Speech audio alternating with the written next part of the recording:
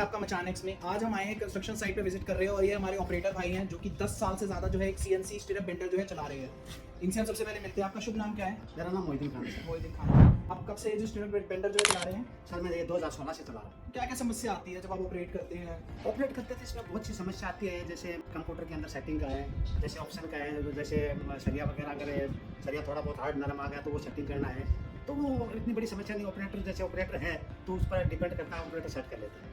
लेकिन जैसे और समस्या जैसे कंप्यूटर इलेक्ट्रिकली आती है तो उसके लिए तो टेक्नीशियन आता है। बाकी जो ये छोटी मोटी समस्या आती है उसको हम लोग सॉल्व कर लेते हैं। तो कोई जैसे नया ऑपरेटर है जिसने अभी मशीन चलानी सीखी है, तो वो जो आप अभी जैसे हम देख रहे थे कि वो एंगल का इशू आ रहा था, आपने वो एकदम से पहचान लिया, तो वो नया ऑपरेटर कैसे सीखेगा उस चीज़ को? नया ऑपरेटर सीखने के लिए मतलब उसको जैसे पुराना ऑपरेटर है साथ में, उसको बार बार पूछे कि बीच में अगर ऐसा इशू आ जाए तो मैं क्या करूँ या कौन से ऑप्शन में जाऊँ, या फिर मतलब वो देखे कि जैसे पुराना ऑपरेटर है वो सेट कर रहा है, क्या सेट कर रहा है, कौन से ऑप्शन में जाना है, या नहीं समझ में आ रही तो उनसे पूछे, अपने सीनियर को पूछ के, और मतलब जैसे वो ट्रेंड करे उसको। फर्स्टली यानी पहली बार उसको समझ में नहीं आएगी, लेकिन 2-3 बार वो उसको पूछेगा तो उसको बिल्कुल यानी वो चीज़ है ना उसके दिमाग में बैठेगी। ये जो देखा आपने, इनका एक्सपीरियंस बोल रहे हैं, मेरे से ही बता रहे हैं, तो इनका एक्सपीरियंस है जो इन्होंने इतने साल में सीखा है। ये तो बात हो गई कि हमने स्टीरअप बेल्डर की बात करी मोहिद्दीन जी, लेकिन आप 10 साल से इस इंडस्ट्री में हैं, तो एज अ ऑपरेटर आपको नौकरी वगैरह जैसे आपने ढूंढी होगी अलग अलग जगह पर, तो ऑपरेटर के लिए क्या क्या समस्याएं आती है इस इंडस्ट्री में? ऑपरेटर के लिए समस्या ये आती है कि देखो बहुत सी साइडों के ऊपर जैसे जाते हैं तो बहुत सी साइडों के ऊपर जैसे हायर के पास चले गए या मतलब कंपनियों में चले गए तो एक बोलने को कुछ ही बोल देते हैं, वहाँ जाके ऑपरेटर को परेशान करते हैं, फिर जैसे वो फंस गया तो बहुत सी कंपनियां जैसे सैलरी अंदर रखते हो, जैसे वो भी बोल देते हैं कि ठीक है तू काम नहीं करेगा, तो अगर तू जाएगा तेरे को नहीं जम रहा है तो हम तेरी सैलरी नहीं देंगे, फलाना, मतलब बहुत सी समस्या आती है। तो उसके अंदर कुछ तो मतलब ऑपरेटर की वजह से हो जाती है और कुछ अगले मतलब मालिक या हायर की वजह से। क्यों कि जैसे कुछ ऑपरेटर की वजह से इसलिए हो जाती है कि अगर उसको नॉलेज नहीं है, वो मशीन को खराब कर रहा है, हाइर भी उसका क्या करेगा है, वो तो हाइर तो उसको बोलेगा ही तो ऑपरेटर है नहीं। और अगर ऑपरेटर उसके बावजूद अगर कोई ऑपरेटर है मतलब नॉलेज वाला या एक्सपीरियंस वाला, उसके साथ में ऐसी समस्या आती है तो फिर वो क्या करेगा ना, वो रुकेगा नहीं, क्यों उसके पास ऑलरेडी एक्सपीरियंस है। तो फिर है ना वो लास्ट में ना मजबूर होकर ना वो रिजाइन देके जाएगा। तो अगर ऑपरेटर छोड़ के चला गया तो आगे जो है अपनी नई नौकरी कैसे ढूंढता है? रेफरेंस के थ्रू ढूंढता है या फिर कोई ऐसे ऑनलाइन या पोर्टल वगैरह? नहीं, नई नौकरी तो आजकल क्या ना, एक दूसरे ऑपरेटर एक दूसरे से लिंक में रहते हैं। ज्यादातर जो हायरिंग वगैरह है मतलब ऑपरेटर जो साइट पे पहुंचता जाता है रेफरेंस के थ्रू। हाँ, रेफरेंस के थ्रू एक दूसरे ऑपरेटर के रेफरेंस के थ्रू पहुंचता है। अगर रेफरेंस ना हो किसी ऑपरेटर का, फिर वो कैसे नौकरी ढूंढेगा? रेफरेंस ना हो तो फिर उसके लिए तो एक मुसीबत है ढूंढना, क्योंकि या तो मतलब उसका कोई उस लाइन में हो, या जैसे कोई जैसे मशीन बेचने वाली कंपनी है जैसे टीकेडी है या कॉलमेक्स है या मेप की है, तो उस लाइन में उनका कोई हो। तो कहने का मतलब ये है कि रेफरेंस तो किधर से लगाना ही पड़ेगा, नहीं तो ऐसे डायरेक्टली है ना, डायरेक्टली कंपनी भी नहीं लेगा। क्यों कि कंपनी सीवी देखेगा, एक्सपीरियंस देखेगा, उसका रेफरेंस देखेगा कि कौन रेफरेंस दे रहा हो सकता है उत्तम भाई ने रेफरेंस दिया तो आदमी सही है, क्यों यहाँ ऑलरेडी काम कर रहा है, 4 लोग की नज़र में एकदम फिट है, उनको 4 लोग को भी पता कि आदमी बताएगा तो गलत नहीं बताएगा। तो रेफरेंस तो देखो कोई भी हायर भी लेगा या कंपनी भी लेगा तो बगैर मतलब ये समझ लो विश्वास के कोई नहीं लेगा। कि जैसे हम मार्केट के अंदर जाते हैं तो सब्जी भी लेते हैं तो एक अपने विश्वास ही से लेते हैं। अगर होटल पर खाना खा रहे हैं तो एक विश्वासी होटल होता है, उसी पर जाके खाते भले चाहे 4 किलोमीटर पर।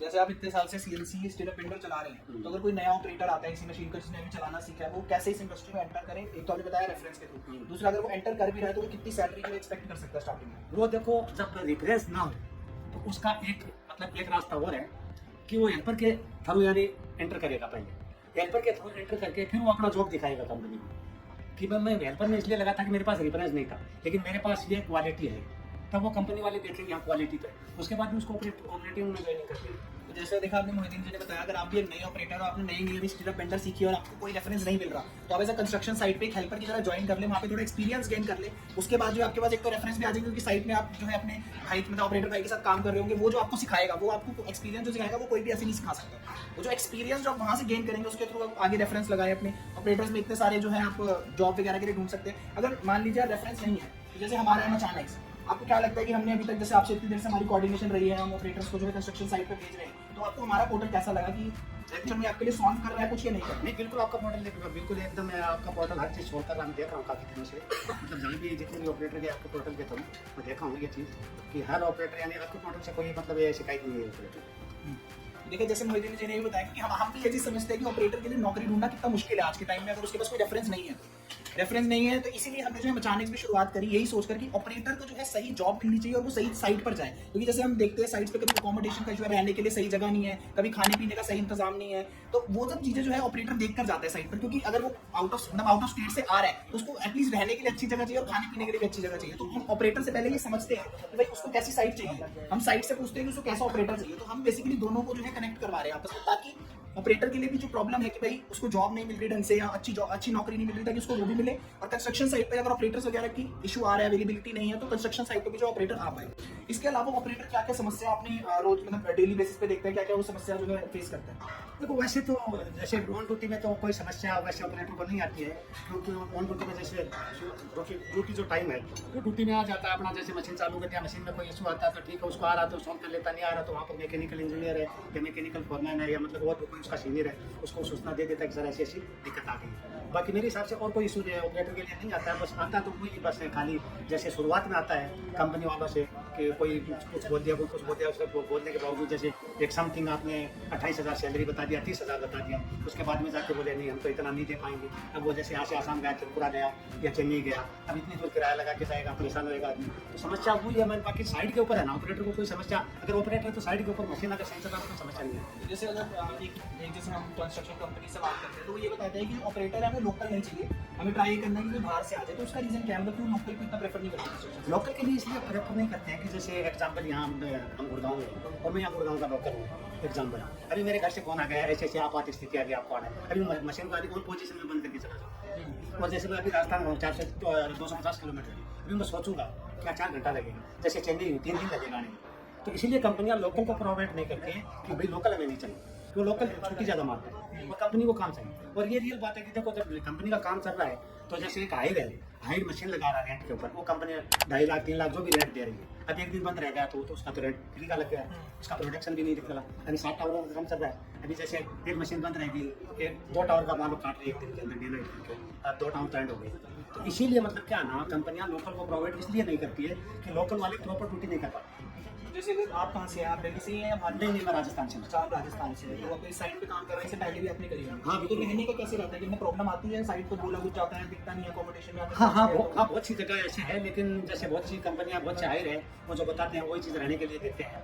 मैं बहुत सी कंपनियों में रहा हूँ, मतलब हायर के पास भी रहा हूँ और कंपनियों में भी रहा हूँ, लेकिन जो चीज़ बताते हैं वही देते हैं। लेकिन बहुत से लोग क्या करते हैं ना, मेरे साथ में भी हुआ है, मैं यहाँ से गया था जम्मू गया, मेरे को बोला बाद कमरा देंगे, वहाँ ले जाके दाबर का सेट था, लेबर कैब में पटा दिया। मैं दूसरे दिन बोला भाई मैं नहीं रहूँगा यहाँ पर, बोला ये मिलेगा तो आप अपना बंदोबस्त कर लो। मैं दूसरा दिन उठा के आ गया था। होती है ये दिक्कत होती है, लेकिन कुछ कंपनियों में है, सब में नहीं है, मतलब ये पांचों के लिए बराबर नहीं है, एक छोटी एक बड़ी है, तो सब बराबर नहीं है। कुछ सही भी है तो कुछ कंपनियां मतलब बोल के भी आनी, वो सोचते हैं कि चलो वो हायर है, कॉन्ट्रैक्ट लेकर रखा है, अकोमोडेशन देकर रखा है, अकोमोडेशन में डालते हैं, किराया नहीं लगेगा, आपको रहना तो रहो नहीं तो रहो। तो वो सोचा इतनी दूर जाएगा काम, बात ठीक है, वो कोई दिक्कत नहीं। जैसे इन्होंने बताया कि अकोमोडेशन होना कितना जरूरी है, क्योंकि ऑपरेटर अपना घर छोड़कर अपनी साइट पे काम करने आता है, तो ये आपसे एक्सपेक्ट करता है कि आप उसे जो बता रहे हो एटलीस्ट उतना ऑफर करो। जैसे इन्होंने बताया कि सारी कंपनीज ऐसी नहीं है, बट कुछ ऐसा करती है, तो जो कर रही है उनसे मेरी रिक्वेस्ट है कि ये अपनी घर छोड़कर आते हैं आपकी साइट्स पर काम करने के लिए, इनकी जो अकोमोडेशन है और इनका खाना पीना है उसका जो है हम ध्यान रखकर इनको एक अच्छी कंस्ट्रक्शन साइट पे एक अच्छी नौकरी तो एटलीस्ट ऑफर कर सकते हैं।